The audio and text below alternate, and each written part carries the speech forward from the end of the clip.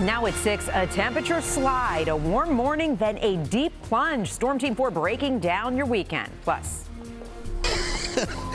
they thought Grandpa was a little crazy. You could call it neighbor helping neighbor. A man moves his neighbor's home to his backyard. How it's helping both of them in a big way. But first up tonight, the question surrounding a beating in a high school bathroom that has landed students in hot water. That is where we start this evening. I'm Natalie Pasquarella. Tonight, some of those students facing serious consequences after the video made the rounds on social media.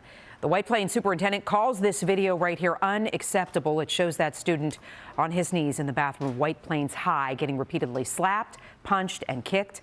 News 4's Mark Santia in White Plains tonight. He has the latest on the investigation. 4 students are facing discipline after an attack in the high school bathroom hit social media. A White Plains High School student slapped in the face, punched, and kicked. White Plains Superintendent Dr. Joseph Ricca has seen the video and is outraged. Your stomach churns, your fists clench. You're immediately feeling sad and at the same time angry. You understand that these are children in the video, but you also recognize how this is a dangerous situation. The students are minors, so we've blurred their faces. The assault happened inside a high school bathroom. Dr. Ricca telling me everyone in the bathroom knows each other. Seems to be a coordinated situation. Seems like the kids knew what was going on and what they were doing.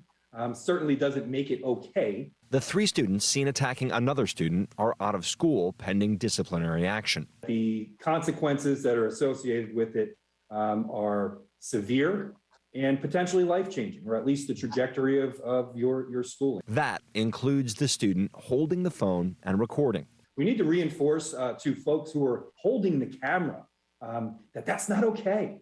Right? That when you're in a situation, you see something that's dangerous, potentially dangerous occurring, filming it is not the first thing you should be doing. The first thing you should be doing is seeking help.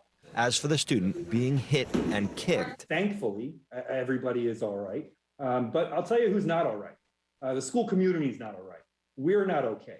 It's not just the school district investigating. News 4 has also learned the White Plains Police Department is taking a look at the case. In White Plains, I'm Mark Santia, News 4 New York.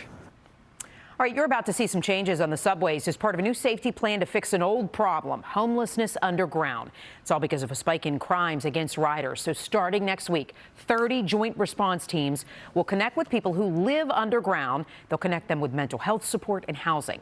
This will also involve end-of-the-line patrols of subway lines, and expect more NYPD officers as well. Major subway crimes are up 65% this year over last. That's about 6 incidents per day. News 4 Government Affairs reporter Melissa Russo has the reaction to this hopeful plan for the homeless. One of the biggest obstacles in addressing the problem of mental illness in our trains and on our streets is the fact that many of the people who need help refuse that help. And New York state law sets a high bar for who can be forced into treatment. A promise to address the painful plight of troubled homeless people on the subways, with new teams of police and social workers working together. If someone is in physical, emotional distress, we can't leave them on the train. The mayor and governor's new plan is aimed at rising subway violence as well as fear. Asian women who go down on the subway and have to literally have their back against the wall because of the very real fear that something could happen to them. I would be in favor of that. It would make me feel safer. The Q train, it's like the homeless shelter, I would say. It's a lot of people that are sleeping and it's like scary. Enforcing subway rules that have been ignored in the past is part of the new strategy. No more smoking, no more doing drugs, no more sleeping. Swipe your Metro card, ride the system, get off at your destination.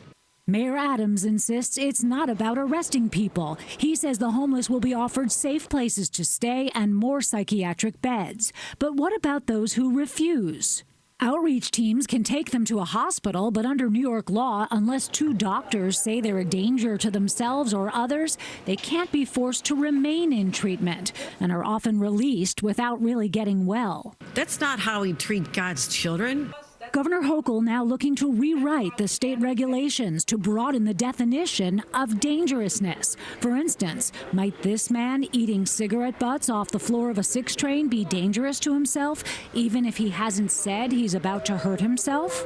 You can't put a Band-Aid on a cancerous sore. The Coalition for the Homeless today called it sickening that Mayor Adams used a cancer analogy and raised concern about increasing involuntary psychiatric treatment. Any potential changes to those existing standards need to be done with an eye toward protecting people's civil liberties.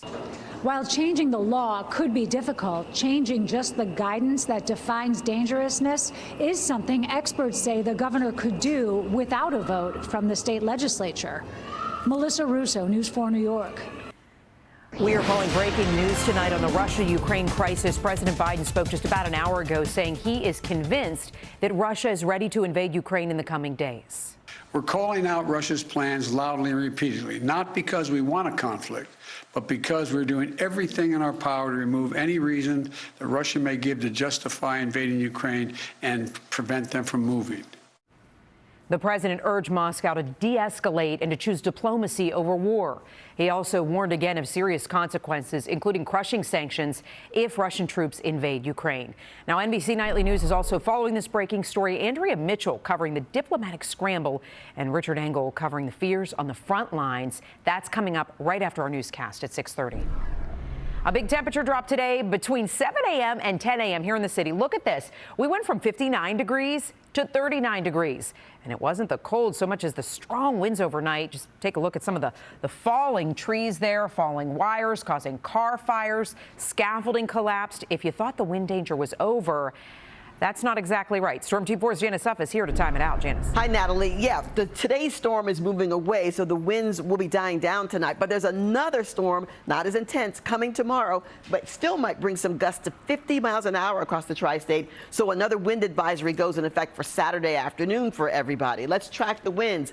Not a lot lighter tonight, but starting to ramp up around lunchtime tomorrow. And by the afternoon, we'll see gusts to 40, maybe 50 miles an hour in the area through the afternoon into the early evening before they start to die down again. This next system will also bring some snow squalls to the area. Already seen that across parts of Michigan and Wisconsin. There's a snow squall warning there. That's the same front that's coming our way for tomorrow. And yeah, a snow squall is basically looks like a blizzard all of a sudden for just a brief period of time. That will bring like maybe a dusting, less than an inch of snow. That's what we could see in the area tomorrow afternoon. So another windy day for us, a quick burst of snow possible, and cold air tomorrow night will cause anything that was left over liquid during the day to freeze. A flash freeze is likely. I'll let you know when things warm up, coming up in a few minutes. Back to you. All right, we'll see you soon, Janice. Thanks. And those high winds she's talking about overnight made it really tough to fight a house fire. It ended up killing a mother on Long Island. Her husband saved their son by handing him off to a stranger.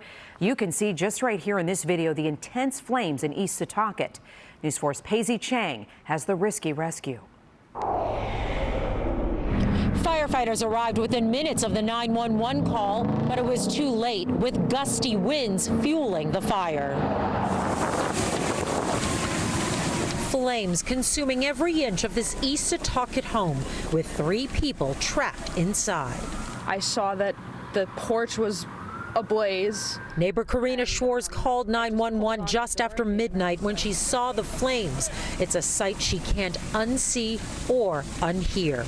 I was still on the phone with the dispatcher and I was like, there is a woman screaming in this house. I don't know where it's coming from, but I know that it's there. And they still weren't even there yet. 30-year-old Stephen Ortner carried his 10-month-old son Leo through the burning home to get to the window. Good Samaritan had stopped and was able to grab the baby from the father who had rescued himself and the baby from the fully involved fire. The child saved, Ortner went back looking for his wife. Trying to get back into the house where there was all flame all around him. And he was already burned. He had some burns and was continuing to get burned, trying to get back to his wife. The flames were too much. Ortner jumped from a first-floor roof. His wife, Lisa, found dead on the second floor. It was very unpredictable because it was hard to approach when you have all that flame and it's going in all different directions. Wind gusts likely contributed to this fire spreading as quickly as it did. Police say it appears this was not intentionally set. I'm shocked that, yeah, absolutely. 100%. It just doesn't make any sense. You know, I wonder, did they have smoke alarms? Did they have, like, what did they have in place? And officials are investigating whether or not there were smoke alarms. Now, Stephen Ortner is at Stony Brook Medical Center being treated for burns and smoke inhalation. The baby is also there, but with non-life-threatening injuries. Reporting from East Setauket, Paisy Cheng, News 4, New York.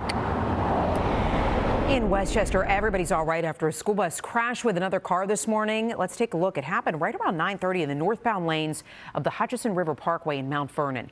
5 kids, 2 adults on the minibus were taken to a hospital to be evaluated. This was just as a precaution. We're told all of the injuries appear to be minor. It's a good thing there.